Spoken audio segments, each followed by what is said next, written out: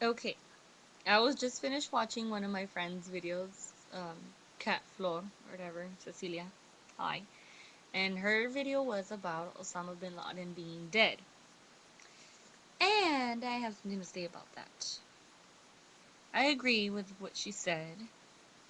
It's true. Um, why kill the guy?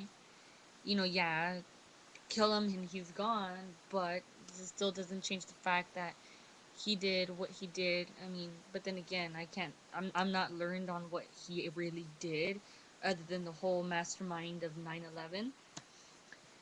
But the thing is that he's considered the ultimate mastermind, and I can see why people are so excited because he's dead. Great, I don't mind his death a lot because that's just one that's bad person in the world. But we all have to consider the fact that it wasn't just him. There's like 50 sons or something like that, 50 children of his.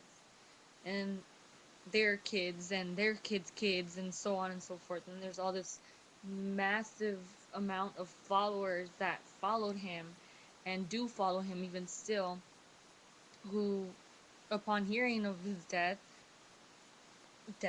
because who knows that he's really dead or whatever, they might just be like, well, we're going to take over and we're going to go and defeat America. It doesn't change the fact that there's still going to be terrorism out there, people. But I agree with Cecilia on the fact that killing him is just freeing him of his responsibility, taking responsibility of what he did. Um, it's I don't know. I was as I was watching her video, I kind of thought of the saying "Give me liberty" or "Give me death" or something like that. It's like you know you die to get away from things. You die to want. A lot of people want to kill themselves to get away from like the depression of their my family doesn't love me or I have no friends or whatever they want to kill themselves for. And I'm sorry for the people who have killed themselves, and I'm sorry for people who feel like they should, which they shouldn't.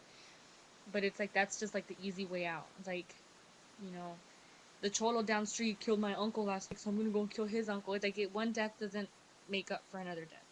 Like, so it's like it's just like that revenge that just it doesn't give anything back to you. It's just like I think it's more of the justice behind having him gone would have to be capture him and really make him pay for what he's done, and he has, and not just be like boom, you're dead, like you're dead and that's like why, like there has to be more that you. And I understand that the US military has been going after him since this attack started happening, and he's been taunting us since then, and there's all this stuff going on where he just sent videos and we're gonna do it again and stuff like that. But there it's just you know and it's just too much to just let go because he's dead, because there's still going to be other people, and sadly people are still going to be judged. I'm going to go into this because I was in my English class, we are reading the book Zaytun, which is about a Syrian man and his family, and Hurricane Katrina, and he decides to stay behind, and he gets arrested because he looks like a terrorist.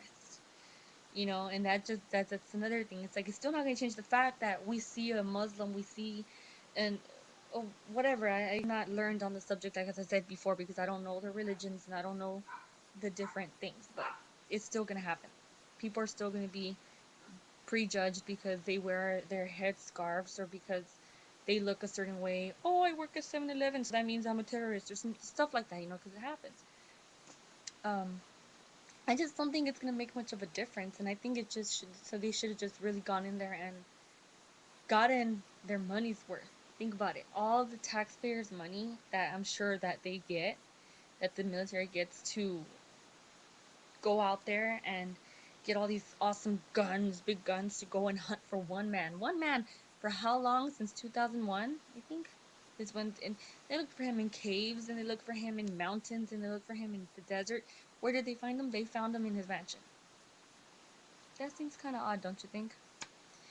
I just think that they should have gotten their money's worth by getting the man, bringing him, and questioned him.